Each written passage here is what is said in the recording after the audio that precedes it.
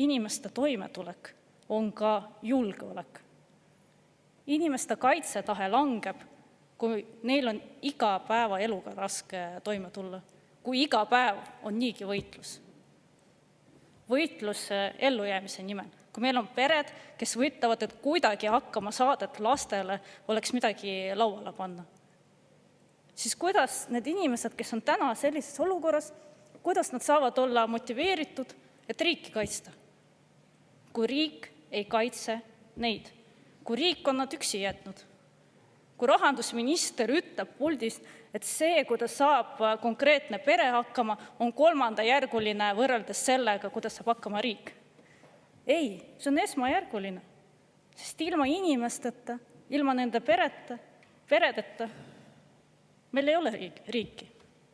Inimeste toimetulek on riigi toimetulek ja on riigi julgeolek. Aitäh!